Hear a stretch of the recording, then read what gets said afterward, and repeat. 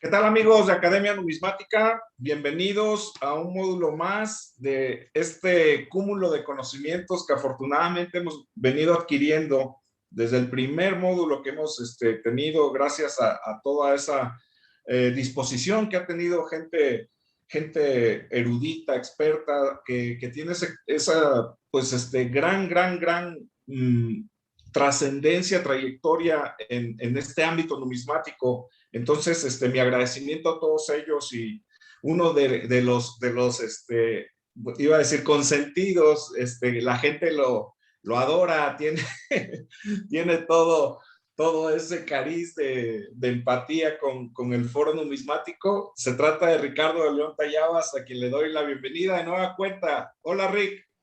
¿Qué ha habido, Carlos? Buenas tardes, mañanas, mediodías, madrugadas a todos. Un verdadero placer estar de regreso por acá. Los había extrañado a todos con las dinámicas que nos salen en las pláticas, etcétera, y que me andan ahí diciendo que qué malo soy por andarte haciendo tantas preguntas tan difíciles. Oye, no te quejarás. Con Smith te fue muy bien, porque el caballero con toda tranquilidad y pausa daba su tema, explicaba las variantes, decía lo que sea. Conmigo ya sabes que así no va a ser. Pues aquí lo tienen, ya lo vieron.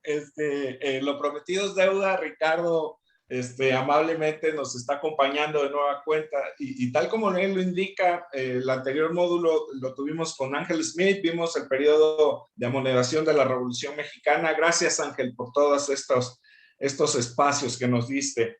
Y pues, tal como lo mencionamos con antelación, viene Ricardo con lo que prometió antes de hacer esta pausa, y es el módulo prometido de billetes, ¿o no, Ricardo?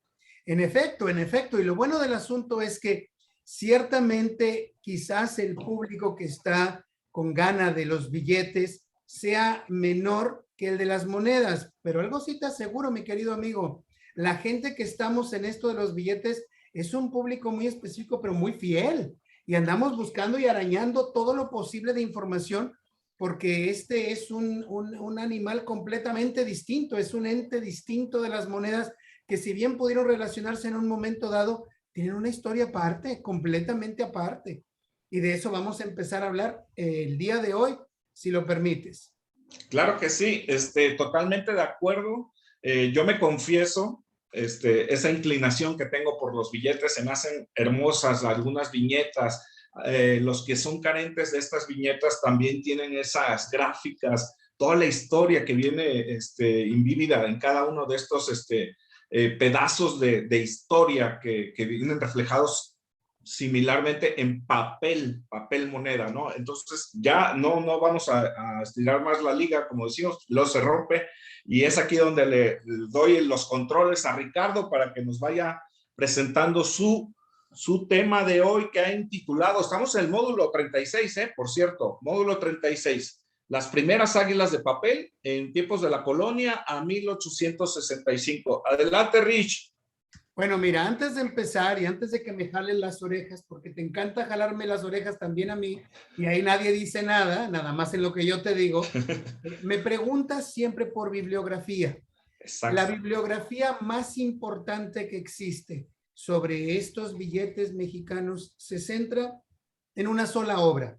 Existen muchas investigaciones alternas sobre emisiones o series, etcétera, pero la obra más importante, sin lugar a dudas, es esta obra que debes conocer muy bien, que se llama Mexican Paper Money. En esta obra hablan precisamente de todos los billetes habidos y por haber de México, con extraordinarias viñetas a color, y estos billetes tienen algunos precios que obviamente pues son fluctuantes. Vienen billetes de banco, billetes de revolución, billetes postrevolucionarios, etcétera.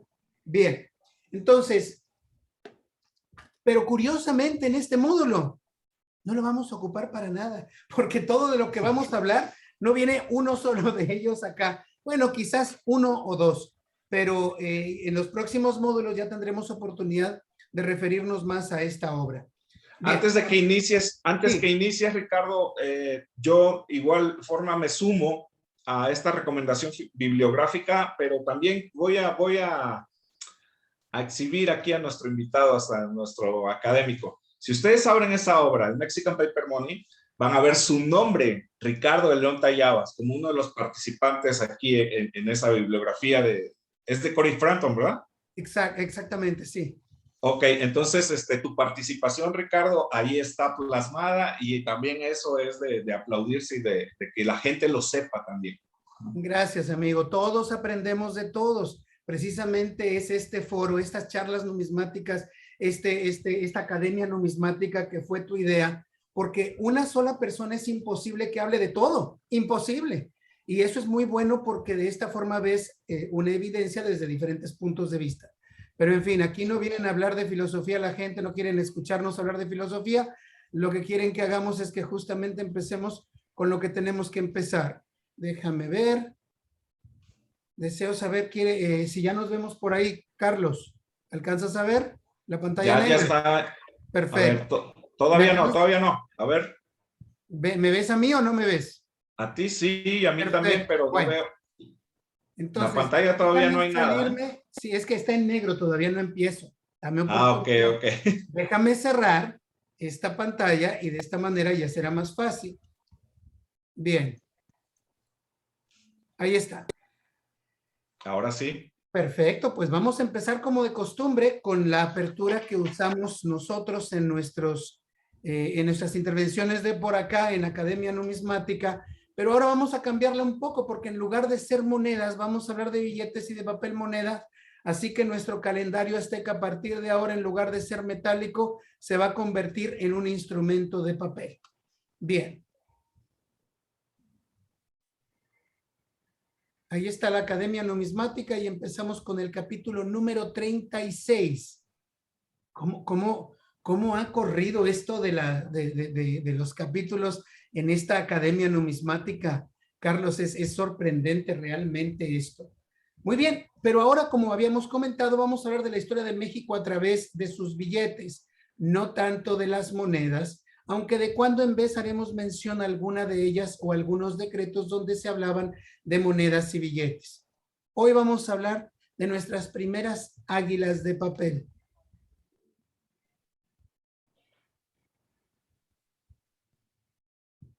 Muy bien, se hizo la conquista de México, se acabó con la Ciudad de México Tenochtitlán y es ahí donde empezamos nosotros los mexicanos a salir adelante. Últimamente en los foros de Facebook, con relación al retiro de la estatua de Colón, ha habido muchos indigenistas que están en contra de los españoles, ha habido muchos mexicanos que están a favor de Colón, y yo creo, en mi opinión personal, que esto es justamente una fractura proclamada individualmente entre dos raíces que nos han dado en nuestro pasado, precisamente nuestros antepasados. Y esto es importante mencionar porque cuando uno es indigenista, está peleado con el 50% de su sangre y de su cultura. Dos raíces nos dan origen, la española y la indiana, y las dos nos hacen a nosotros, creo yo. Muy bien, Carlos. Los españoles trajeron el concepto del dinero, como vimos en los módulos de las monedas, pues no había dinero en América. El concepto de un pedacito de metal con el mismo valor vino con ellos. ¿Quién crees que se hizo la primera institución financiera en Nueva España? Bueno, en este momento éramos parte del Reino de Indias, porque la Nueva España nace en octubre de 1535, cuando llega el primero de sus virreyes, que llega con la noticia: señores, ¿qué creen? Ahora somos virreinato y yo soy su jefe. Así que todo el mundo a moverse. Pero cuando se hace la conquista, Carlos, ¿quién crees que se hizo la primera institución financiera en el Nuevo Mundo? La iglesia, ¿no? Hombre, mi querido amigo, conoces de lo que hablas. La Iglesia Católica. Cada diócesis funcionaba como un banco. Y estas diócesis, por ser distintas unas de otras, aun cuando estaban bajo la mirada del mismo obispo en cuestión religiosa y administrativa, cuando se trataba de préstamos o empréstitos, el obispo siempre veía esto con un ojo medio virolo, para no ser tan preciso en cuanto a las cuentas, porque pues eso era de la manera como ellos podían subsistir.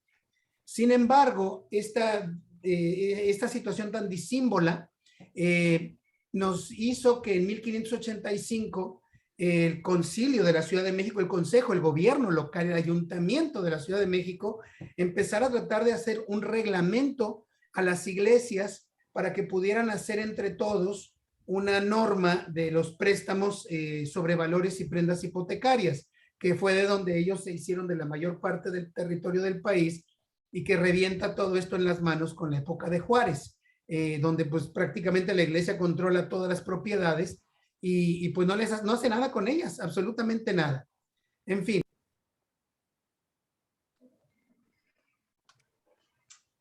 Muy bien. Y continuamos. Entonces, como estábamos diciendo, la Iglesia Católica estaba haciendo las veces de un sistema financiero y pues todo esto iba de plácemes, había una especie de organización y balance en la cuestión hacendaria y de economía, particularmente privada, porque la Iglesia pues hacía las veces de un banco. Sin embargo, esto empezó a tener un problema tremendo cuando en 1761 Carlos III expulsa a los jesuitas de todos sus reinos, no nada más de España, también de América. Y esta fue una situación muy, muy importante porque los jesuitas siempre fueron el cerebro, la orden más poderosa, solamente equiparada o igualada a los dominicos que tenían la Inquisición encima, ¿verdad? Eran el aparato más poderoso que había dentro del sistema eclesiástico. Y justamente en 1774, precisamente porque como ya no había un balance y todo el mundo volvió a disparar sus réditos, en 1774, este señor, ¿lo conoces, Carlos? ¿Quién será? Sí, es Romero de Terreros, ¿no? Exactamente, el primer conde de Regla. Este señor se hizo millonario en las minas de Hidalgo, ahora es el estado de Hidalgo, entonces eran parte del estado de México, y el señor funda el Nacional, bueno, entonces era Real Monte de Piedad y Ánimas, que ahora se llama simplemente el Nacional Monte de Piedad. Ese señor fue un hombre muy visionario porque lo que hizo fue convertirse en el primer competidor de la iglesia. Olvídate de todas las excomuniones que debió recibir y de todas las miradas de amenaza que debió recibir también por parte de la Iglesia Católica, tanto él como su esposa, que era pues obviamente quien movía de alguna manera o podía mover el pandero, porque lo que hizo ese señor Romero de Terreros fue hacer una institución que funcionara a manera de banco exactamente como la iglesia, pero lo que hacía era lo siguiente, les daba 30 días de gracia. En 30 días ellos podían recuperar cualquier artículo prendario que dejaran sin cobrárseles un centavo de interés. A partir del primer mes se cobraba una tarifa fija del 5%. Y esto era una cuestión tremenda porque en las diócesis cobraban entre el 7,5% y el 15% de interés. Entonces era algo con lo cual no podían ellos competir.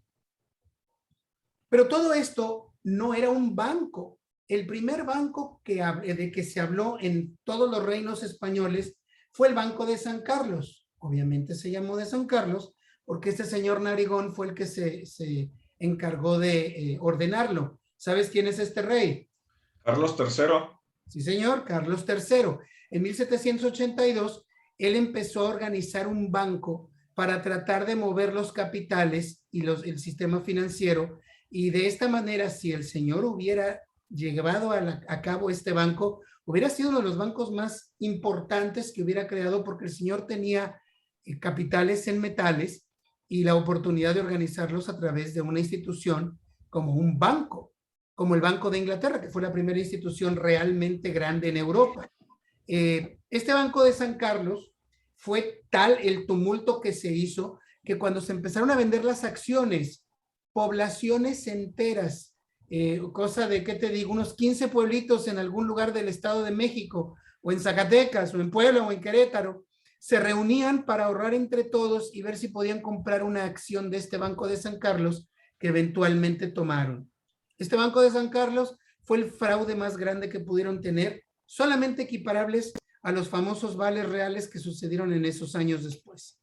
Pero de esto hablaremos en el próximo módulo cuando hagamos un pequeño paréntesis para hablar de la deuda externa. Muy bien. Tuvimos el primer viso de un banco en 1782 que no llegó a nada. ¿Cuándo se vuelve a hablar de un banco? Carlos, ¿tienes idea? Híjole, algún Ajá. banco, no tengo idea. El primer banco que se menciona ya de forma certera ocurre durante la independencia. El padre de nuestro país, y yo pongo esta imagen porque en Estados Unidos, para cuando llega George Washington, ya había instituciones que estaban girando papel moneda cuando nosotros no teníamos nada de eso. Hidalgo fue el primero que habla de un banco y él le llamó en sus escritos un par de veces el Banco Nacional de América. Obviamente esto no pasó de ser más allá de un papel. Y aquí también le llamaron incluso la Caja Nacional. La Caja Nacional era un sinónimo del Banco Nacional. Quien toma este término de la Caja Nacional es justamente Morelos y habla de esta Caja Nacional hasta el momento en que lo fusilan en 1815. Pero nada de esto nos produjo un solo papel moneda. Bueno, me voy a regresar y voy a hacer una aclaración. Sí se hizo papel moneda. Si tú abres un libro, y esta emisión sale en el libro que mencioné yo de Mexican Paper Money, de Corey Frampton, la edición que yo tengo es del 2010, pero aparentemente hay algunas versiones electrónicas del 2015 y creo que hasta el 2017, la verdad no sé. Yo me quedé con la del 2010 porque pues es la que yo tengo. Y ahí sí aparecen estas emisiones. Sin embargo, en la papelería, perdóname, en los catálogos tú vas a ver este billete, que es un cartón grueso, grande, como del tamaño de, ¿qué te diré? De unos 8 centímetros por 8 centímetros. Es un cartón grande, grueso. No se conocen más de 6 ejemplares en todas las denominaciones, yo creo. Y los conocí porque alguna vez los exhibieron en el Museo Interactivo de Economía y ahí me tocó verlos, no por otra cosa. Pero hay la papelería que a mí me gusta investigar, como algunos otros, la papelería original menciona en las actas del Congreso de la Suprema Junta que en el año de 1812 fue la Suprema Junta quien hizo emisión de billetes por 8 reales, 2 reales, 1 real y medio real, de 1812, y decía la Suprema Junta. Sin embargo, no quedó uno solo de ellos que nos haya sobrevivido, que sepamos. Existen las actas de su emisión, no se sabe cuántos se hicieron ni de cuántas denominaciones. Se sabe que se emitieron en Chilpancingo, quizás hasta 1813, también en el mismo año de acá, pero se sabe que se hicieron en 1812, por lo menos en el decreto. Bien, estos de 1813 se han mencionado como emisiones particulares, pero en realidad son emisiones locales. Sería el equivalente de una moneda municipal, pero en cartón en estos lugares. Y no vuelve a haber papel moneda. Hicimos nuestra independencia el 27 de septiembre de 1821. Ya van a hacerse 2 años, ya meritito se hacen 2 años. Perdóname, 200 años. Se hace la entrada del Libertador de México, Agustín de Iturbide, y aquí es muy importante mencionar la causa de Agustín de Iturbide. Este señor Iturbide ciertamente hace un instrumento de independencia que fue firmado al día siguiente de su entrada, el día 28 de septiembre. La primera firma que aparece al calce sobre el lado izquierdo en las columnas que tú ves ahí de firmas, pues es justamente la de Agustín de Iturbide. Este señor no hizo una independencia, es una tontería mencionar que fue una guerra que duró 10 años, es una mentira. La independencia que inicia Hidalgo duró unos meses, la retoman Morelos y Rayón y la hacen durar algunos años y después se acaba. En 1815, cuando toman preso a Morelos, se acabó el movimiento de independencia, porque lo que fue la Suprema Junta se desmorona, hacerse una microjunta de Jaujilla, que pues ya nadie tomaba mucho en consideración, y el movimiento insurgente se hizo un movimiento guerrillero en el cual particularmente estaban asaltando diligencias, etcétera, particularmente en el camino que iba de la Ciudad de México a Veracruz. Este movimiento de independencia del que se habla, justamente donde de un rey se cambia a un emperador, en este caso obviamente pues iba a ser Iturbide, fue un movimiento de 8 meses. El señor y todos los españoles, el clero, los comerciantes y algunos criollos pudientes, decidieron hacer una independencia. Todos se reunieron y nadie la detuvo por una simple y sencilla razón. España era ahora la que estaba amenazando sus negocios, sus nexos comerciales y sus circuitos administrativos. Era España, porque en España se había detenido al rey, se le había ordenado hacer la jura de la Constitución de 1812 y de buenas a primeras iba a haber una libertad de cultos, iba a haber una tolerancia de intercambio comercial con los países protestantes, etcétera, a lo cual el rey obviamente estaba en contra. En esa acta de independencia, pues afortunadamente existe un de León. Este señor Manuel Velázquez de León había sido secretario del reino. Cuando todo el mundo habla del imperio de Iturbide y de nuestra independencia, se imaginan al tercer país más grande sobre la faz de la tierra, que iba desde los límites de Oregón hasta donde es ahora Colombia. No, esto es un error. Ciertamente fuimos un país grande, pero no fuimos toda esta extensión de país que tú estás viendo aquí, sino hasta 1823 y nada más por 3 semanas. Nada más. No viene al caso de adentrarnos en esta situación, pero cuando nosotros nos hicimos de Centroamérica, se hizo un referéndum. En ese referéndum se permitió que se anexara Centroamérica. La mitad de Centroamérica estaba de acuerdo, la otra mitad no, pero todo el mundo estaba dividido y esparcido en todo este territorio. Y de eso vamos a hablar en unos minutos más. Es en este punto de coyuntura de nuestro nacimiento donde aparece Joel R. Poinsett, el primer embajador de los Estados Unidos. Esto es una mentira. Poinsett jamás tuvo un solo documento que lo acreditara desde Washington para representarlos. Y lo hicieron con todo dolo.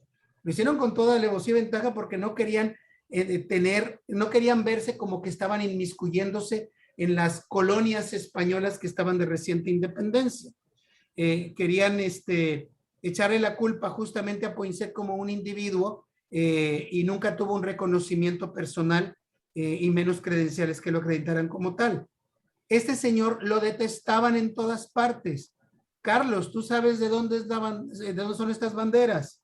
De Texas. Las dos. No, la de Puerto Rico, ¿no? Chile. Chile, perdón. Sí, sí, estas dos banderas son prácticamente iguales. Y son prácticamente iguales, Carlos, por la simple y sencilla razón de que este señor ideó la de Chile. Hasta allá estaba su poder en Sudamérica. Lo tenían vomitado. Y de allá de Sudamérica lo mandaron de inmediato para acá, o se vino para acá, a México, donde de inmediato fue detestado por estarse metiendo en todos los problemas sabidos y por haber que no eran suyos. Este señor se robó nuestra Nochebuena y se la llevó a Nueva York y es ahí donde le ponen su apellido, Poinsett, a esta planta que tenía el milagro de no secarse durante el invierno por muy crudo que fuera, y le pusieron poinsettia a esta planta. Es un horror cada vez que en Estados Unidos se mencionan las poinsettias porque es un recuerdo de este desgraciado. Bien. Y este señor empezó a resquebrajar el gobierno de Iturbide desde un principio a través de las logias masónicas que él había empezado a instaurar bajo el rito americano o yorquino. Ya es una mentira señalar que Poinsett había traído las logias a México o a lo que entonces era Nueva España, porque el virrey de Revillagigedo fue quien inaugura la primera bajo el rito escocés. Este señor simplemente trajo otra opción de logia masónica, pero ya con tintes mucho más liberales. Y esto ocasionó que Iturbide se pusiera a detener al Congreso, lo disuelve y se hace un emperador absolutista después del 31 de octubre de 1822. Aquí vemos una perspectiva de lo que era entonces el Palacio Imperial de México. Ya no era un palacio virreinal. Muy bien. Y es aquí cuando el señor era un emperador absolutista que le dicen, señor, nos faltan 2 millones de pesos para pagarles a los burócratas. ¿Cómo? Dijo él.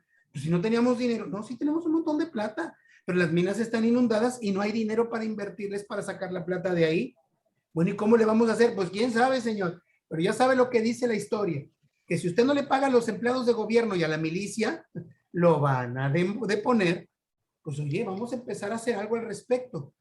Y el señor hace un empréstito de deuda interna. Y este empréstito de deuda interna lo hace a través de bonos, cédulas de pago o billetes. Estos billetes eran de circulación muy específica.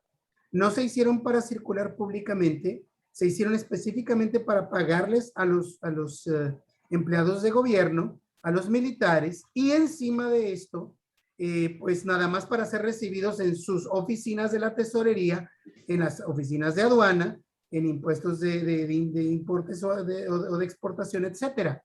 Pero era tal la cantidad de estos papeles que estaban en circulación que la gente los empezó a tratar de circular en comercios y demás. Y los comercios dijeron, oye, esto es fenomenal. Si yo recibo de estos pesos y nada más se reciben en cuestiones de importación y exportación, pues me va a servir muy bien para mi negocio. Yo lo voy a recibir a un descuento tremendo y de esta manera me voy a hacer de una ganancia doble.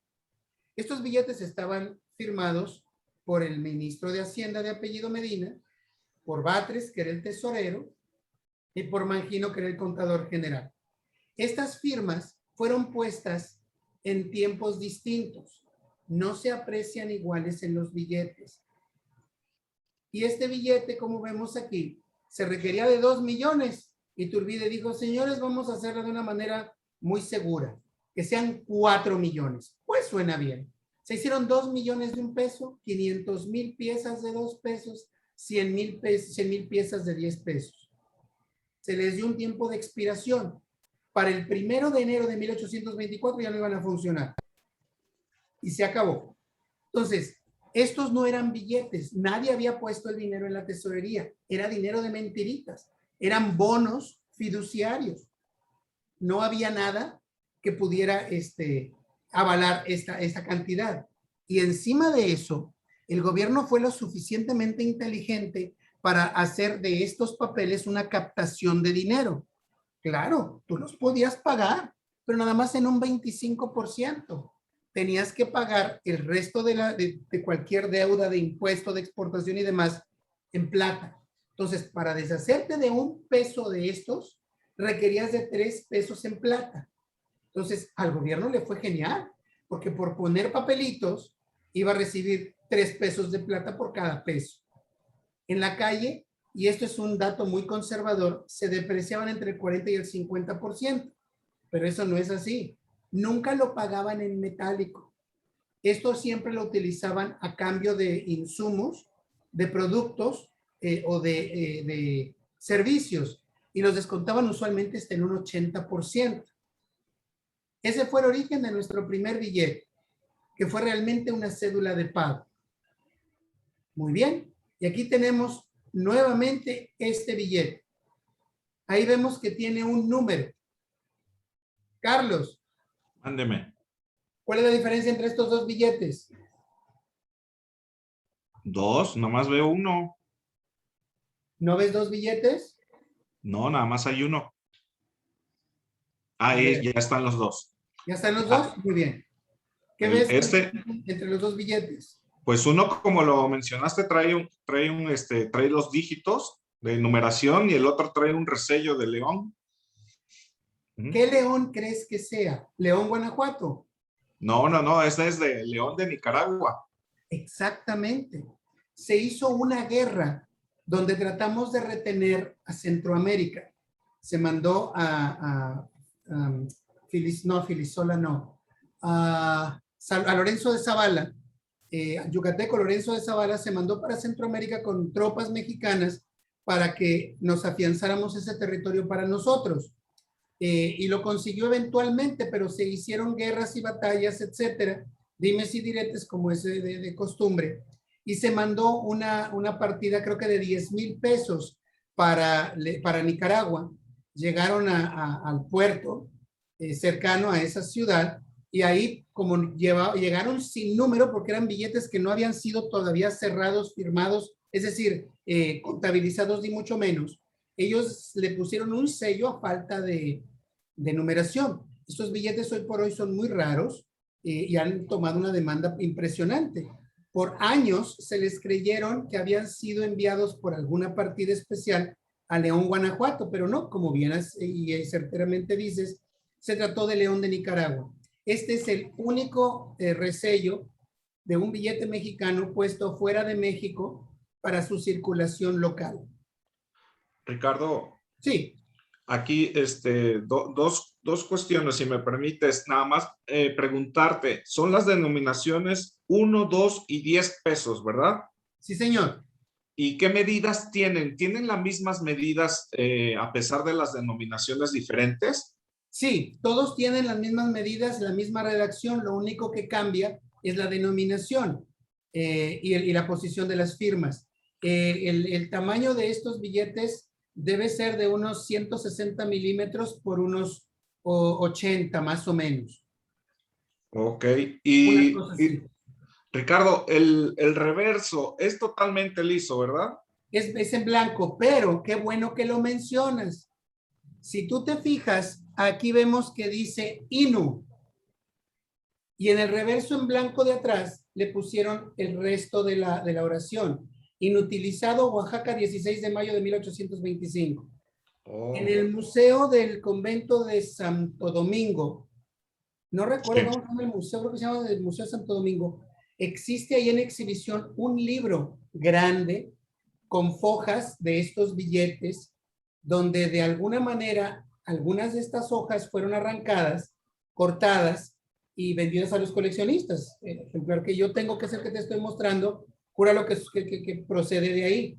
Ellos tenían estas páginas, las inutilizaron una por una.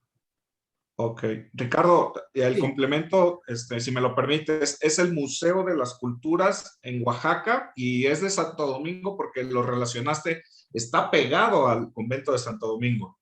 está en el edificio del convento, Sí, en el Museo de las edificio. Culturas en Oaxaca, en Gracias. la capital. No, hombre, Y otra genial. precisión del billete que mencionaste hace rato de San Miguel, ustedes pueden ver estos ejemplares, Ricardo mencionaba el MIDE. El MIDE es el museo que se encuentra en la Ciudad de México de Interactivo de Economía, MIDE por sus siglas. Pero hay un museo que se encuentra en San Miguel de Allende, Guanajuato, donde lo que era la antigua casa de Allende. Ignacio Allende, ahí hay unos ejemplares que ustedes pueden apreciar de esos billetitos que mostró Ricardo, que dicen San Miguel. Esos nada más Increíble. eran mis comentarios, Ricardo. Oye, increíble, mi querido amigo. El primer dato, te agradezco la precisión para que pudiera la gente entender de qué se trataba el Museo Interactivo de Economía, o MIDE. Pero el segundo dato no lo conocía.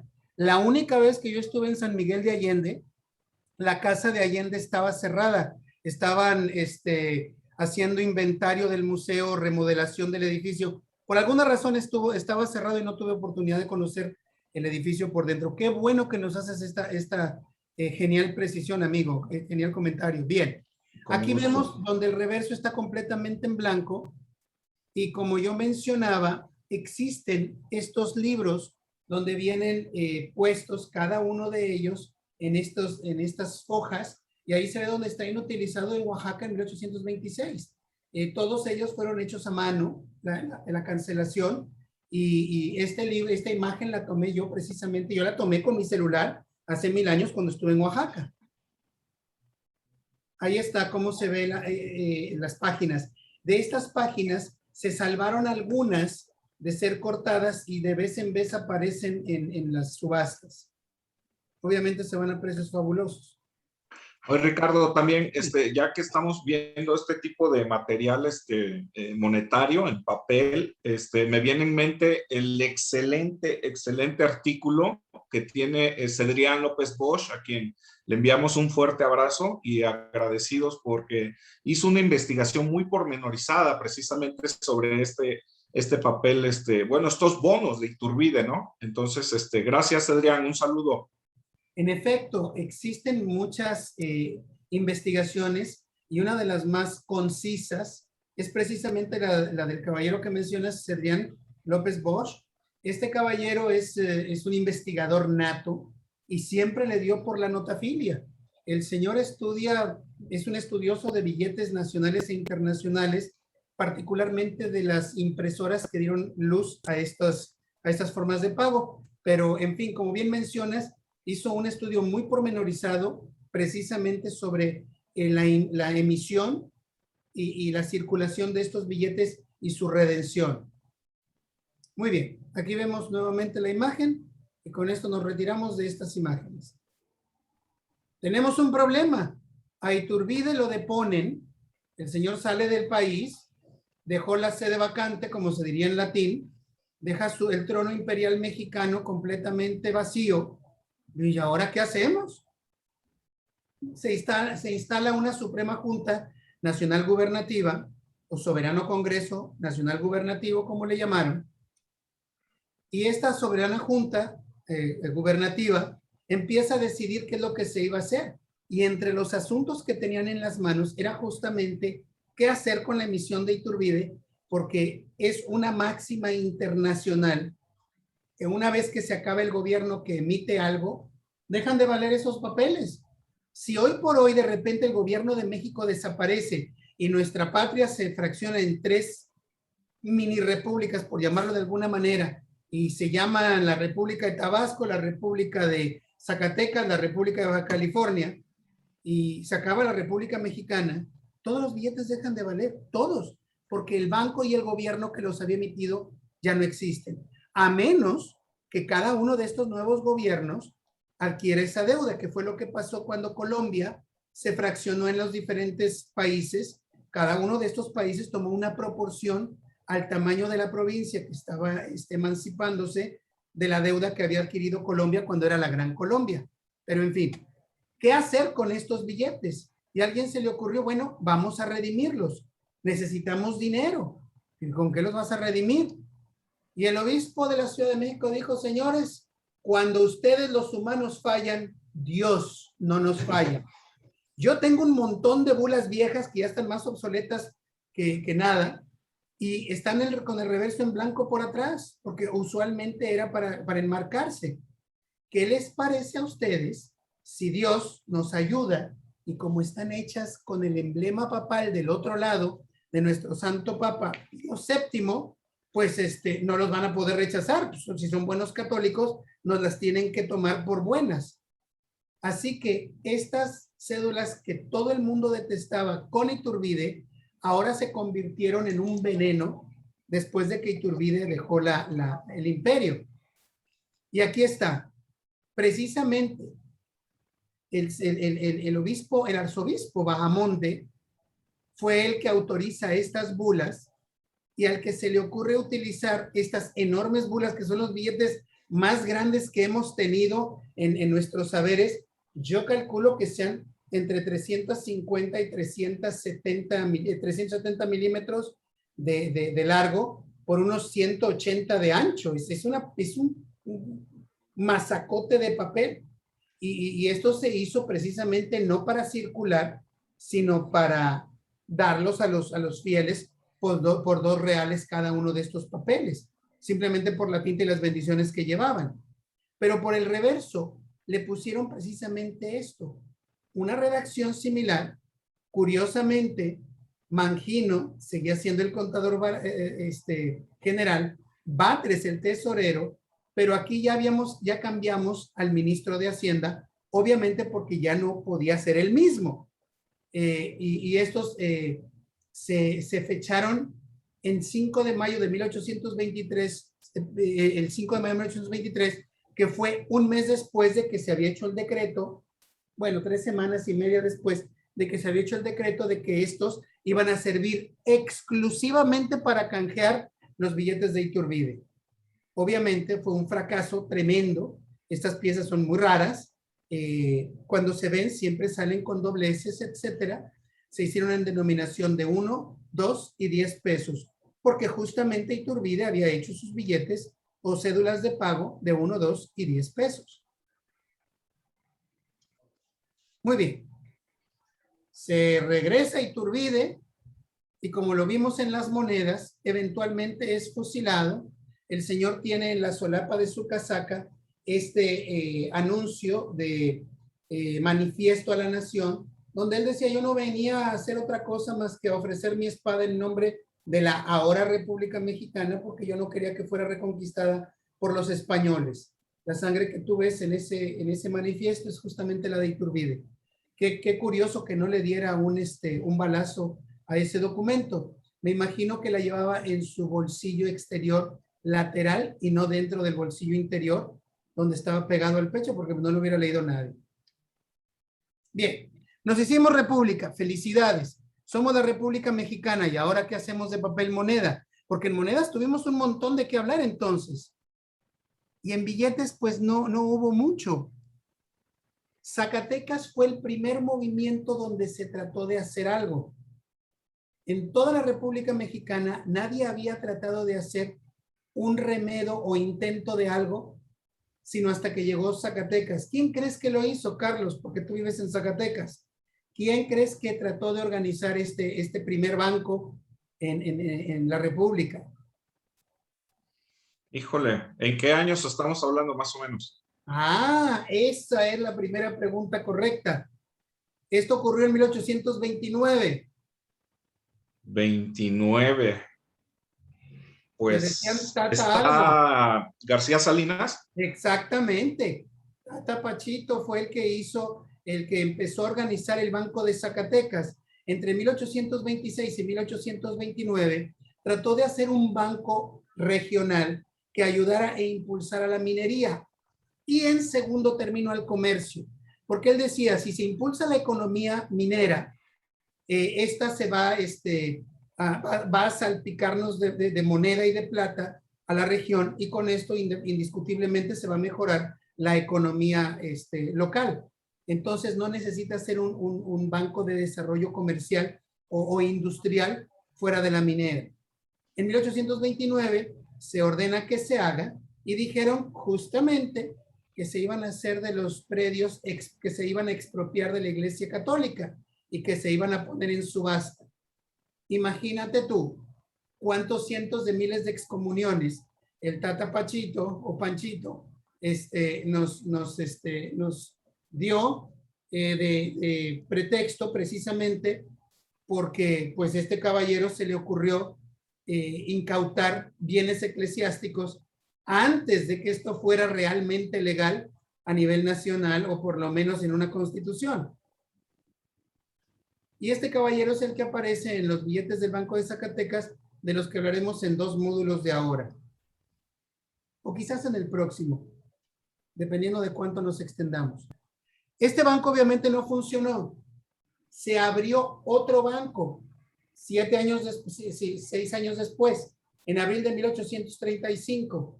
Este banco fue en Coahuila, Carlos, y este banco se le dio a alguien muy particular. ¿Tienes idea a quién se le dio esta concesión? En Coahuila. Híjole. Te voy a dar una pista. Artículo primero, se concede el establecimiento de un banco de avío en el departamento de Los Brazos, que se va a denominar Banco de Comercio y Agricultura. ¿Dónde estaba la provincia de Brazos? En Texas. En Texas, mi querido amigo. Coahuila y Texas eran una sola provincia desde 1825. Y para 1835, la legislatura local votó porque se abriera un banco allá.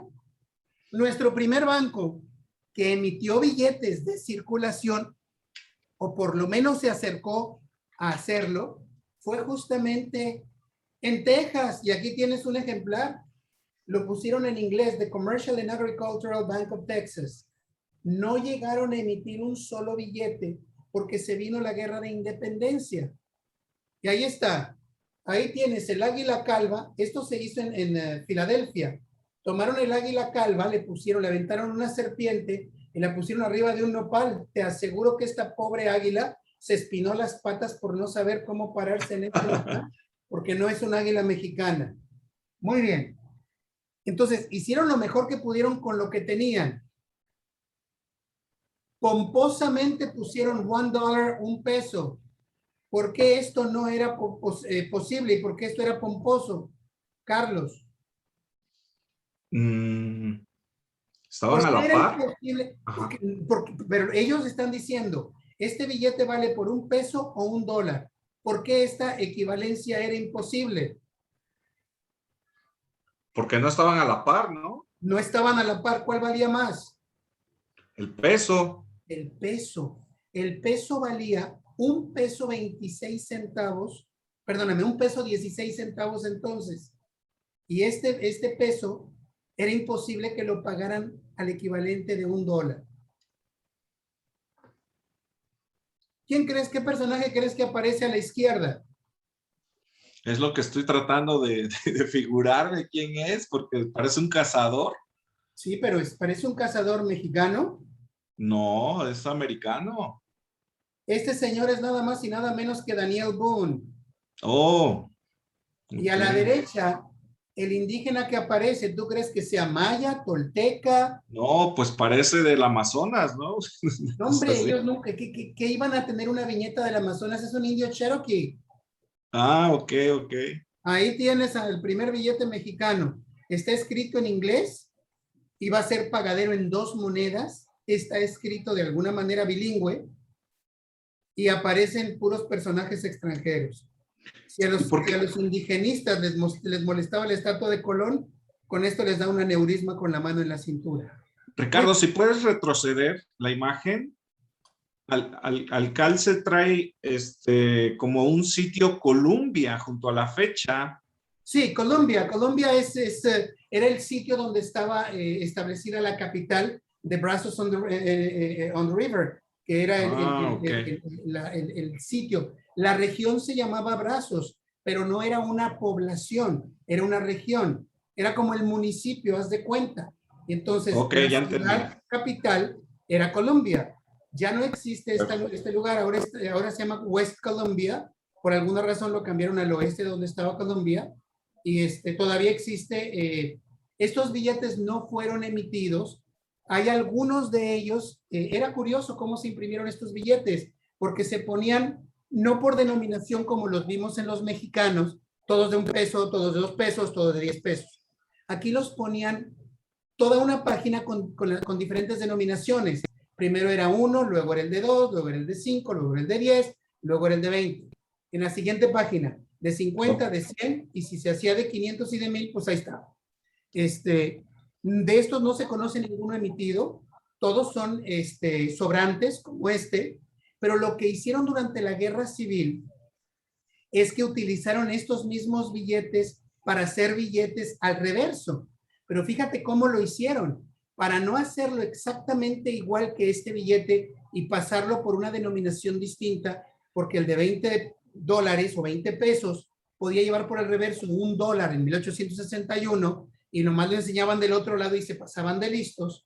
Lo que hicieron fue ponerlos de forma vertical y atravesarles los billetes en 1861. Entonces, en 1861, cuando ves que el gobierno de Texas estaba emitiendo estos billetes por parte de la Confederación, al reverso se ven seccionado una tercera parte del billete de 5, de 2 y de 1, por decirte algo.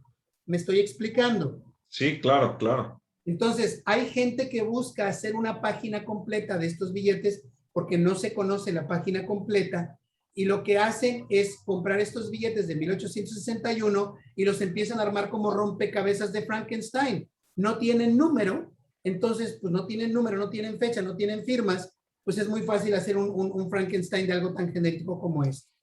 Pero en fin, me ando perdiendo en un tema que no nos viene al caso. Se hizo un banco de avío. Este banco de avío fue la institución más importante que tuvimos, la institución más estable que tuvimos y la institución más longeva que tuvimos en cuanto a cuestiones financieras en México. Duró 12 años. Este banco de avío fue un banco que iba a impulsar la industria textil, específicamente la textil. Los telares que habían en Puebla, Querétaro y Michoacán eran los mayores beneficiados y después se extendió esto al Estado de México. Pero en orden de importancia, primero fue Puebla, luego Querétaro y después Michoacán. Esto, curiosamente, era lo que movía el comercio en esos lugares. Puebla, Querétaro y Michoacán, pues no tenían minas fuertes de plata, como los tuvieron después Estado de México, en Sultepec, en Pachuca, etcétera, que era entonces parte del Estado de México. Y aún a pesar de todo el trajín de los gobiernos que entraban y salían, este Banco de Avío funcionó y funcionó muy bien. Quien lo termina disolviendo fue Santa Ana para quedarse con sus dineros, obviamente. Este Banco de Avío era un banco hipotecario y prendario, no de emisión, por eso es que pues no se hizo ningún billete. Lo mencionamos aquí porque el fundador de ellos fue Esteban de Antuñano, que era residente de Puebla, y aparece en los billetes del Banco Oriental de México, de los que hablaremos después. Se hace la independencia de Texas y empiezan a hacer una situación muy particular. Se cambia la sede de la capital de Coahuila de Saltillo a Monclova para hacerlo más central al territorio, de acuerdo a lo que se dijo en la época. El problema es que como ya era un gobierno central, pues había que tomar medidas. Ya no se iban a permitir villorrios de menos de 150 personas. Tenían que irse a lugares más poblados para poderlos controlar mejor. Ahí está Saltillo y de Saltillo se fue a Monclova. Era un relajo todo esto para las cuestiones legales. En 1836 se reúnen 56 representantes de los colonos norteamericanos avecindados en Texas y no estaban buscando una independencia, simplemente buscaban que regresaran la capital a Saltillo o que les permitieran tener nuevamente una capital improvisada en San Antonio para poder realizar más rápido cualquier trámite burocrático. Obviamente Santa Ana, en su gobierno centralista, pues Santa Ana se les echó encima a estos representantes, los acusó de ser independentistas y a la persona que envían para tratar de arreglar esta situación, donde tenían que mandar una carta de San Felipe de Austin, que era la capital, de ahí a San Antonio, de San Antonio a Monclova, luego a Saltillo, después a San Luis, luego a Querétaro, de Querétaro a México, dejar esperar unos 2-3 meses para que lo leyeran y que regresara la respuesta, pues tomaba fácilmente un año. Stephen F. Austin, que era un abogado y un hombre fenomenal, fue a hablar con Santa Ana a la Ciudad de México y este no lo recibe. Después de 3 meses, el señor se regresa, lo acusa Santa Ana de tratar de hacer una independencia en 1834 y es cuando empieza justamente una guerra de independencia por parte de Texas. México hace una respuesta directa a esta guerra de independencia de Texas. Se requería de dinero y armamento y hace estos vales de alcance de sueldos que los que coleccionamos billetes los hemos visto subastarse de vez en vez. Los hay de medio vale, de un cuarto de vale, de alcance de sueldos. Es decir, si a ti te debían 20 pesos, te pagaban con uno de estos de 10 pesos la mitad de tu salario y la otra mitad te la pagaban en efectivo. Si era un cuarto de vale de alcance, pues te pagaban un cuarto con estos papeles y 3/4 partes con dinero en efectivo. Esa es la relación entre medio vale, un cuarto de vale, etcétera. Y aquí viene precisamente el decreto que lo hacen, etcétera. El 99.9% de ellos están en blanco, no tienen nada, tienen siempre un resello, donde fueron contabilizados por ley del 22 de junio de 1885 en la sección segunda, que hablaba que eran papeles que habían sido emitidos por algún valor de acuerdo a alguna ley. Aquí está la ley impresa, y que de alguna manera estos habían sido prorrogados en su contabilidad. Este billete no fue emitido porque está en blanco en esta parte. Para que hubiera sido emitido, aquí nada más se conocen, creo que 3 o 4, y todos vienen del mismo lugar. Dicen Departamento de Jalisco, a mano. Es la única diferencia de haber sido emitido y no. Ahí está. Y esto se hacía de acuerdo a la tercera parte o lo que fuera que se decía estos alcances. Aquí hablan de la contabilización que se hizo, se emitieron en el 36, se cancelaron en el 39, se le puso un sello de la Tesorería General, firma, se puso en un libro de contabilidad y se acabó. Pero esto es el único viso de papel moneda que nos queda de esa guerra contra Texas. Aquí viene un vale de amortización, nuevamente, precisamente por sueldos. Este es por 12 pesos. Hay algunos como el que te estoy mostrando que al reverso nada más viene el sello y no viene una cancelación de época, pero otros como este donde se ve que fueron arrancados de los libros de contabilidad. Aquí viene la leyenda de contabilización y de cancelación. Estos papeles se contaron y se tuvo una cuestión escrupulosa de su emisión y de su redención, por lo que se ve en la evidencia. Muy bien. Se nos independiza Texas. El problema es que Texas, de acuerdo a los mapas, eran de la parte del norte del Nueces y no como ellos querían hacerlo desde el río Bravo y hasta el río Arkansas. Ellos querían hacerlo nada más. Nosotros decíamos que era esta provincia y le estaban comiendo a Nuevo León, a Coahuila y a Tamaulipas un buen pedazo. Creo que hasta un pedazo de Chihuahua se querían llevar. Ahí está la diferencia. Esto es justamente la diferencia del territorio en disputa. Todo ese territorio estuvo en disputa mientras la República de Texas funcionó por 11 años y después, en el momento en que es absorbido por los Estados Unidos, este territorio en disputa se convierte en una situación internacional entre México y Estados Unidos. Cuando ellos llegan y toman Texas y se apropian de Texas, hicieron moneda. ¿Qué clase de moneda crees que hicieron, Carlos? ¿Los tejanos? Sí. Pues no sé, me vienen en mente unas jolas, pero son anteriores, ¿no? Las jolas que mencionas las hicimos los mexicanos como una moneda municipal 9 años después, perdóname, 19 años antes de que se independizara Texas. No tenían minas, ellos de nada. ¿Cómo crees que hicieron su dinero? Pues igual, de papel, con vales. De papel. Hay un libro que, si bien no me agrada mucho el autor, James Bevel, que se llama precisamente en castellano La República de Papel, The Paper Republic, donde habla justamente de todas las emisiones que hicieron los tejanos durante la guerra contra México y después de que se consolidaron como república. Aquí vemos este billete que voy a mostrar. Fue emitido en Houston, Texas, el 8 de noviembre de 1838, y aquí según dice que está firmado por Sam Houston. Estos billetes no fueron firmados por Sam Houston. Sam Houston tenía la letra horrorosa. Solamente se conocen, creo que unos 6 o 7 billetes firmados por él, que se llamaban exchequers y que se firmaron ya cuando la República de Texas ya no era parte de México y ya era una república, y creo que se hicieron en 1841, si no me equivoco. Y este billete se hizo firmado por secretarias y secretarios que firmaban a nombre de él. Aquí está el billete entero. Y si tú ves que le falta un pedazo, ¿por qué crees que le falta un pedazo, Carlos? Y aquí se ve que está como cancelado con una X, y aquí también está cancelado con una X partido el papel. ¿Por qué crees que le falta esta firma? ¿Para invalidarlo?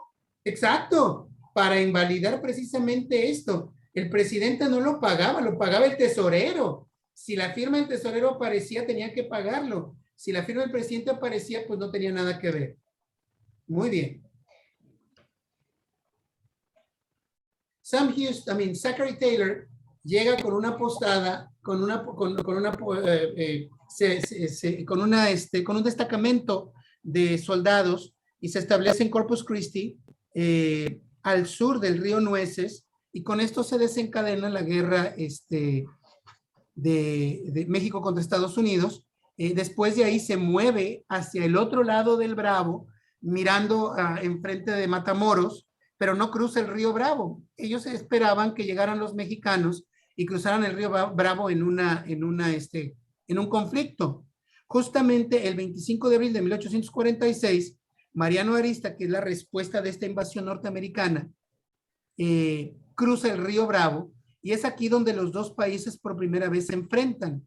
No se enfrentan de este lado del Río Grande, sino después del Río Grande, al norte, donde era para nosotros territorio mexicano y para ellos territorio norteamericano. Ellos sabían que no era de ellos, pero querían provocar una guerra con México porque México no quería vender los territorios que ellos ansiaban. Y se hace una guerra. Aquí tenemos un daguerrotipo años después de Zachary Taylor, y aquí vemos dónde se apuesta él al sur del río Nueces, en el lugar cercano a Corpus Christi. Se hace la guerra en mayo de 1846. Hemos visto cuando hablamos de monedas sobre ellas. ¿Tú crees que hubo algún billete o algo de billete o de valor que tiene que ver con la guerra de México y Estados Unidos, Carlos? Pues si lo hubo, no lo conozco, ¿eh? Perfecto. Prepárate. Nos invaden Matamoros el día 18 de abril y se van para México, para la Ciudad de México. Se hace una declaración de guerra el 23 de abril, pasada por el Senado mexicano, y otra por el gobierno norteamericano el día 13 de 1846. Siempre en esta guerra se le ha llamado del 47 y del 48 y nos ignoran a nosotros los norteños. Hubo una guerra en 1846.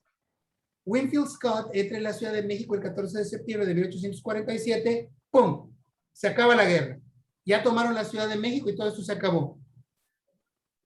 Prepárate para un par de cosas que yo encontré y que me han querido comprar los de acá. De inmediato se iza la bandera norteamericana en el Palacio Nacional, y es ahí donde se acuña la frase: por pobre de México, tan lejos de Dios, tan cerca de los Estados Unidos. Es aquí donde empieza la canción de los marinos de Norteamérica, que todavía es cantada hasta el día de hoy, donde dice: from the halls of Moctezuma,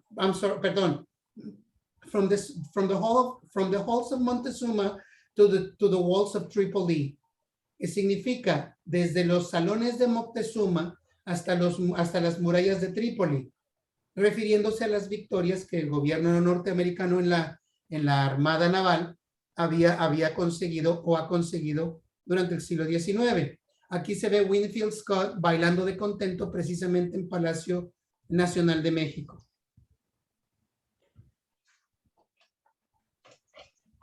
¿Y ahora qué? Vamos a hablar de los billetes. Bueno, realmente no fueron billetes.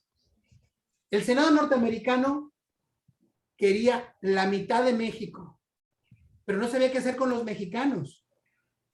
Alguien empezó a decir: bueno, nos quedamos con todo el país y los mandamos a todos a Yucatán o a Chiapas. Esa era la idea. Y empezaron a hablar de fronteras en papel.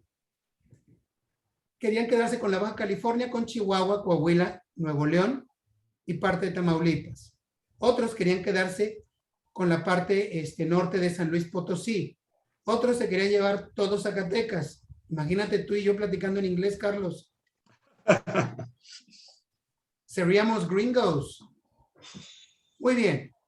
Y una de las cuestiones que mencionaron que a mí me hizo soltar la carcajada cuando la leí es que dijeron: bueno, si su gobierno es central, les estamos quitando el territorio para que su gobierno esté justamente ubicado en el centro de su país. Hazme el favor, nos estaban haciendo el favor de cortar nuestro territorio para eso. Muy bien. Eventualmente, el 2 de febrero de 1848 se firma el Tratado de Guadalupe Hidalgo, se manda el día 10 de marzo y se aprueba por los Estados Unidos. Una vez que se aprueba por los dos senados, esto se convierte en ley. Se acabó. No del todo. El 10 de marzo de 1848 aparece esto que le llaman en inglés Bill of Exchange. Esto es una orden de pago. Aquí vemos los grabados de esta orden de pago. Mira dónde está fechado, Carlos. ¿Dónde está fechado el 4 de marzo de 1848? Veracruz. En Veracruz. Se hizo una orden de pago por los norteamericanos fechada en Veracruz en 1848. aquí está. Y se dice que es la segunda, second of exchange. Es decir, se hicieron 2 vales por $500 pagaderos en este lugar, en Nueva York. Y aquí viene la cantidad. Se mandaban 2 vales. Carlos, ¿por qué crees que si tú querías mandar 500 pesos o dólares, te daban 2 papeles de 500 pesos? Pues estabas duplicando tu cantidad. Y si mandabas 3, eran 1,500. Y si eran 4, eran 2,000. No, no tengo idea. Porque, mi querido amigo, tú podías comprar los cheques que tú quisieras y te cobraban por eso. Usualmente lo hacían en una sola o en 2. Rara vez te encuentras 3 o 4, muy rara vez, porque te cobraban por hacer eso. Se mandaban por 2 vías distintas, por si el barco se hundía o robaban a la carreta, a la diligencia, tenías 2 maneras de mandarlo. Como era en un lugar muy específico, aquí te dice exactamente el comercio en Nueva York donde se iban a pagar, y vienen las firmas de las personas que lo iban que lo estaban girando. Ahí en su libro de contabilidad decían a quién le habían pagado esta cantidad, por si alguien de Vivales llegaba con el segundo, decir, déjame checarlo. Entonces no había computadoras, pero checaban el nombre, lo ponían por orden alfabético. Entonces, por nombre checaban si a esta persona le habían pagado ya esa cantidad o no, y el otro se quedaba simplemente como un comprobante, como un recuerdito o lo que fuera. Esto que tú ves aquí es el comprobante o recuerdito que tengo yo. Pero no es el único, Carlos. En este lugar fue donde se redactó el Tratado de Guadalupe y Calvo, de Guadalupe Hidalgo, y donde se pasó, aquí es donde estaba el Senado. Fue aquí donde se firmó el Tratado de Paz en Querétaro. El edificio todavía existe. Has de disculpar que el mosaico esté totalmente desbaratado, pero ahí lo dice, que el 19 de mayo de 1848 el Congreso de la Unión ratificó el Tratado de Paz. Ahí está el edificio. El 19 de mayo, 10 días después de que ya era oficial, se hace, una semana después, otro vale. ¿Dónde lo firman, Carlos? Igual en Veracruz. Pero fíjate tú como el primero fue escrito a mano.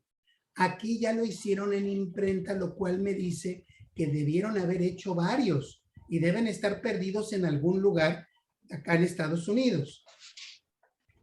Y ahí está, con el águila mexicana, y dice Veracruz. Este es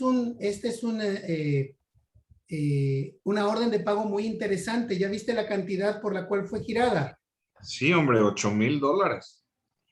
¿Para qué crees que utilizaron $8,000 en esa época? ¿Se te ocurre? Para armas. Lo segundo después de armas, caballero. Bueno, para pagar a los soldados. Pero ¿qué es lo que más te urge que tengan los soldados después de las armas? Alimentos, municiones. No. Alimentos, municiones van con el armamento. Alimentos de alguna manera los puedes conseguir localmente. ¿Qué es lo que necesitas para los soldados? ¿Qué era lo que más gritaban los soldados que les faltaban? ¿No se te ocurre? No. Zapatos. Lugar, en una investigación que yo hice, escribí un pequeño artículo al respecto de estos. Está mal escrito el nombre de estas personas, pero el comercio donde estaba este lugar, su única venta era de zapatos. En Nueva Orleans lo mandaron en un barco a Veracruz y mandaron comprar zapatos. Estos son los únicos 2 papeles hechos en México, pagaderos en Estados Unidos, que yo haya encontrado. Muy bien. México se encuentra en ruinas. Se acabó. México está perdido. Tenemos una invasión. Ya se acordó que salieran. La última de las tropas sale en agosto del 848. Se acabó. Volvemos a ser una república independiente con 51% de territorio menos, pero todavía seguimos. No se habían ido los norteamericanos, se acababan de ir los norteamericanos, y en Toluca, Estado de México, se hace una deuda interna por 150,000 pesos. esta deuda de 150,000 pesos se especifica que se iba a pagar, se iba a hacer en puros billetes de $1, se iban a poner las medidas de seguridad requeridas. Aquí vemos una y aquí vemos la otra. Vemos lo intrincado del diseño, muy hermosos los billetitos. Y estos iban a circular como billetes al portador. Ahí está. Se conocen 6 cortados y firmados, y creo que existen 2 o 3 páginas completas o parciales de estos billetes. Son piezas raras que se ven de vez en vez en las subastas. Aquí vemos el billetito. Y estos tienen exactamente el mismo tinte de los billetes de Iturbide. Exactamente el mismo tinte que los billetes de Iturbide. Nada más que estos solamente se fueron hechos en denominación de $1. Pero curiosamente, y aquí viene lo mismo, para pagar salarios a los burócratas, se iban a respaldar con propiedades confiscadas a la iglesia o a los civiles que hubieran muerto durante la guerra y que no hubieran podido pagar sus adeudos con el gobierno, etc. Para diciembre del 48 se habla de que había 136,000 en circulación. ¿Dónde quedaron? Muy posiblemente se pagaron y de alguna manera pues fueron destruidos. Pero me agrada porque este es el primero de los billetes que yo he visto que tiene algún diseño por el reverso. No se les había puesto y lleva firmas. Las firmas que usualmente ves al frente las pusieron al reverso. ¿Quién validaba estos billetes? Y aquí vemos los dos personajes. Muy bien. Vamos a brincarnos hacia adelante. En 1856 se pone de presidente, bueno, desde el 55, este señor Barbón, Comonfort, y ese señor Comonfort empieza a organizar nuestra estructura legal en una constitución que casualmente hoy la conocemos como juarista, pero que Juárez pues no tuvo mucho que ver al respecto. En esta constitución se hablaba de algo importante. Se hablaba en esta constitución precisamente de limitar los fueros de la Iglesia Católica y de hacer eventualmente una requisición de algunos de sus terrenos.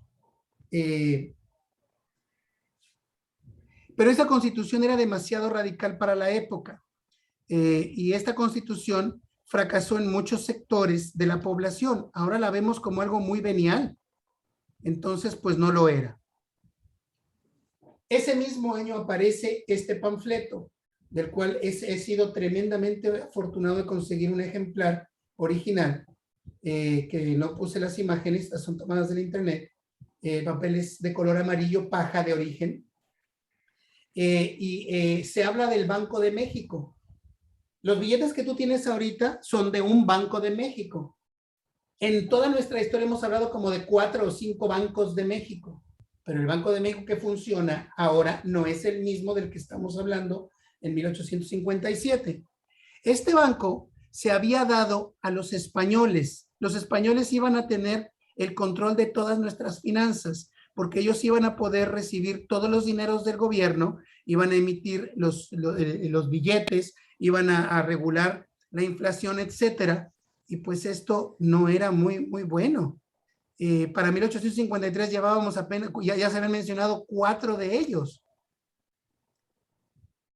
Las bases de este Banco de México iba a tener 5 millones de pesos, iba a poder emitir billetes hasta por 25 millones, se hablaba de sus denominaciones, y es la primera vez que veo yo un billete de 200 pesos antes del siglo XX, pero en fin.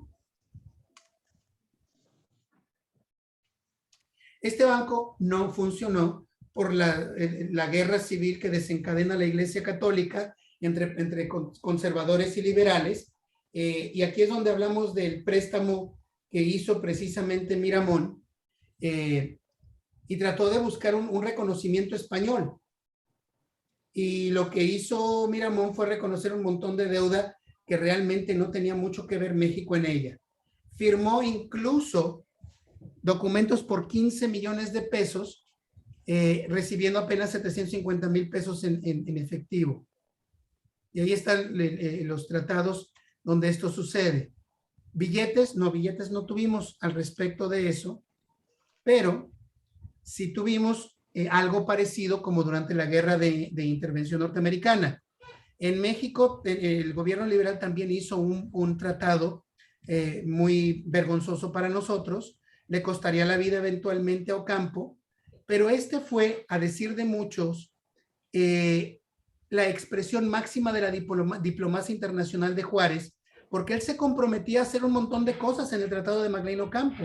Iba a dar libre paso de tránsito entre Veracruz y Tehuantepec, iba a hacerlo también desde Nogales hasta Guaymas, e iba a hacerlo desde Matamoros hasta Mazatlán.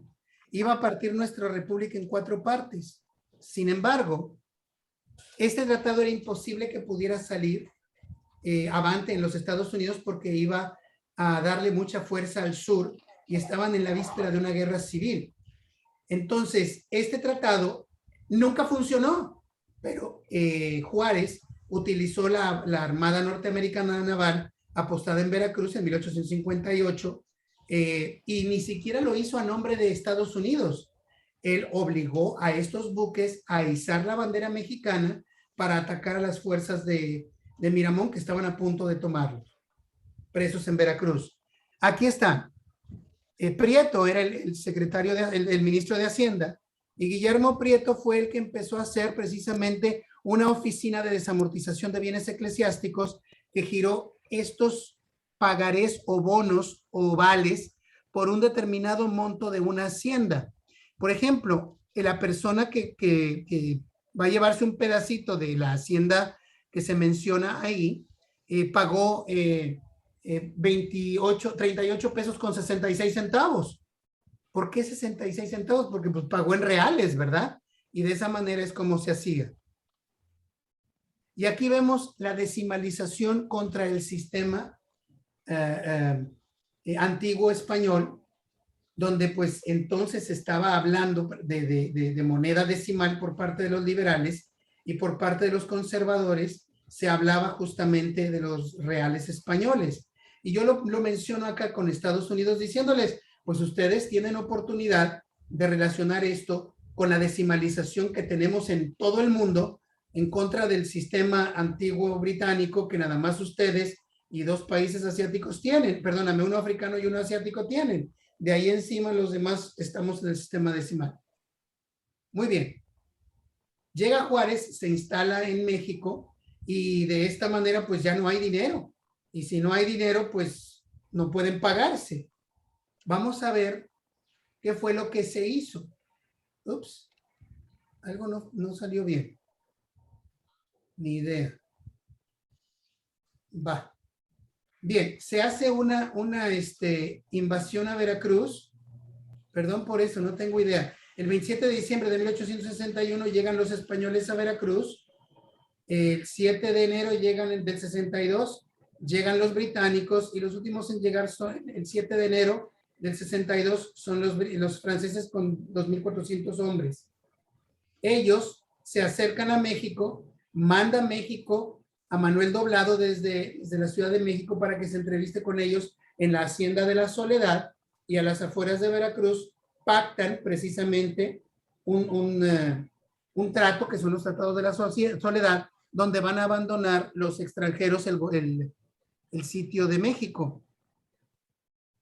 Y aquí están estos preliminares de paz de 1862. Francia rompe estos tratados de paz e invade México sin una declaración de guerra formal. Simplemente se aparecen sus tropas y es ahí donde funciona y empieza la invasión francesa. En marzo de 1862 ya tenían 4,711 hombres para tomar la ciudad. Esto había engrosado las filas que habían llegado primero en 7,111 soldados y ya. Bien, se van acercando a Puebla y es donde se hace justamente la batalla del 5 de mayo. Se enfrentan en Puebla en el año de 1862, el 5 de mayo, donde sale victorioso el gobierno en las armas mexicanas. Ya lo habíamos visto todo esto en gran detalle con las monedas, no voy a repetirlo acá con los billetes. Y si ganamos fue porque ese día llovió, México se hizo mexicano, perdóname, Dios se hizo mexicano, llovió tanto que atascó los caballos y los cañones, y por eso es que ganamos. Las órdenes y contraórdenes francesas no se dejaron de presenciar, y pues se manda un telegrama donde avisan de la victoria mexicana. Y aquí está el telegrama. Ahí está. En ese ratito, en el papel moneda moderno de México, ahí aparece en ese rinconcito: señor presidente, es mi deber y honor informarle que las armas nacionales se han cubierto de gloria.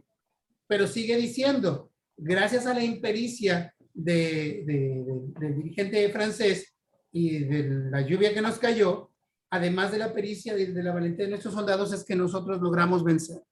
Muy bien, papel moneda de la época. En 1863, en 1862 se ordena en San Luis Potosí que se haga unos bonos iguales a los que se habían hecho en 1848 en Toluca, en el Estado de México, y que había hecho Iturbide en 1823. Bajo la misma situación legal, se hicieron estos bonos ovales de pago para los soldados que estaban combatiendo en contra de los franceses. Todos iban a ser por $1 y se les ponía el nombre de la persona a quienes les había sido dado este billete o este bono. De esto vamos a hablar en mayor detalle en el próximo de los módulos. Estos son billetes. Tiene el mismo sello del 1885 que habíamos visto en otros documentos financieros o fiduciarios, y aquí viene firmado por la autoridad municipal. Se hizo en 10,000 pesos. La circular se había hecho en julio del 62. Quizás no se habían hecho los 10,000 pesos completos, y esta es la segunda serie porque dice que vale solo para el mes de febrero. Si esto se había hecho en julio del 62, se deduce que estos se emitieron en febrero del 63. Ahí está. Son muy bonitos y viene toda su redacción del decreto. Estamos en mitad de una invasión francesa. Víctor Hugo nos solicita que sigamos resistiendo. Y eso es lo que estábamos haciendo. Nos defendíamos como gatos boca arriba. El próximo módulo, nos quedamos en 1865. En el próximo módulo vamos a hablar de un billete inédito. Vas a tener la oportunidad, Carlos, de mostrarles a nuestra audiencia un billete de reciente descubrimiento que se hizo durante el imperio de Maximiliano en una parte del país. Ya damos una pista, y que nada tiene que ver con los billetes de Tamaulipas, que según dicen los catálogos, fueron los primeros que se hicieron en el noreste del país. Muy bien, con esto me despido, Carlos, agradeciéndoles a todos su paciencia. El próximo módulo ya va a ser más dinámico y con más billetes. Bien, déjame salirme de aquí y estamos en paz. Ahora vamos a encender las cámaras. Sí, señor. Empezando Bien. por la mía. Pues Ricardo, muchas gracias. Ya se te extrañaba, como bien lo mencionan aquí en el chat que tenemos interno cada vez que difundimos uno de los módulos de Academia Numismática. Haciendo una breve relación de lo que nos presentó Ricardo, pues obviamente vimos desde el origen de papel moneda en México, enfocado hacia lo que se puede considerar billete, ¿no? Como tal. Entonces vimos algunos de los bonos o vales que existieron en tiempos tanto de colonia como posteriormente en el periodo de independencia con Iturbide. Vimos por ahí las denominaciones de 1, de 2, de 10 pesos de Iturbide y pues puntualizando, Ricardo, dónde pueden ser observados físicamente estos interesantes billetes, si se les puede denominar así, que se incluyen en la bibliografía correspondiente que al inicio de este módulo nos presentó amablemente Ricardo, que es el Mexican Paper Money.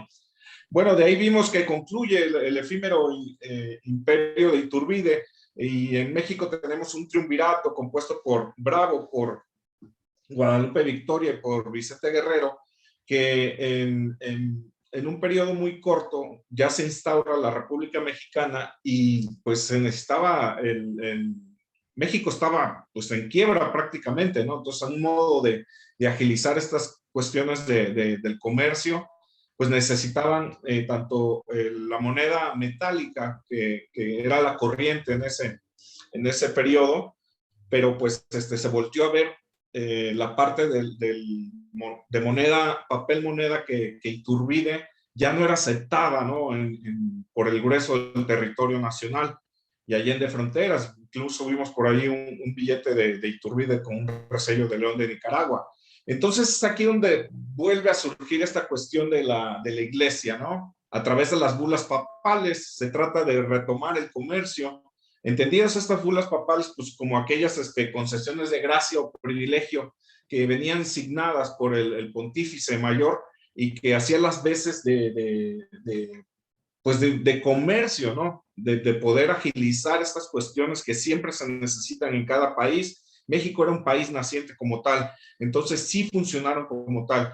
Después vimos por ahí un poco de Francisco García Salinas. Ustedes cuando vengan a Zacatecas busquen la Alameda y ahí van a ver una estatua majestuosa que representa a Francisco García Salinas, quien aparece como uno de los pioneros en volver a quitarle ese poder a la iglesia y tratar de hacerlo con el grueso de la población. Vimos que el territorio entonces conformado por Coahuila y Texas también nos reflejó este tipo de papel moneda, ¿no? Entonces, más adelante vimos también a través de estos periodos históricos que Ricardo gentilmente nos presenta, también los vales que eran de alcances de sueldo, después vimos vales de amortización y todo esto funcionó para hacer las veces de dinero. Entonces, por eso los estamos incluyendo en estos módulos de Academia Numismática, que va enfocado precisamente hacia el papel moneda o los billetes. Aquí, Ricardo nos presentó la bibliografía correspondiente. Yo pues aprovecho y muestro este libro muy bonito que se llama Tesoros de Papel, donde viene precisamente una de las imágenes que Ricardo nos presentó, ¿no? Donde viene la sangre de Iturbide sobre sus manifiestos. Y yo me permito recomendárselos aquí con la anuencia de nuestro académico en turno, a quien no me voy a cansar de dar las gracias por haberse presentado de nueva cuenta. Bienvenido y gracias, Ricardo, de nueva cuenta. Nos vemos la próxima semana, ya con más billetes. Ahora sí, porque ya empieza nuestro sistema bancario a funcionar. Exactamente, es lo atractivo, ¿no? Lo visual que nos estaban solicitando aquí de manera constante. Entonces ya no alargamos más este módulo 36 y nos vemos en un próximo capítulo de Academia Numismática. Hasta pronto.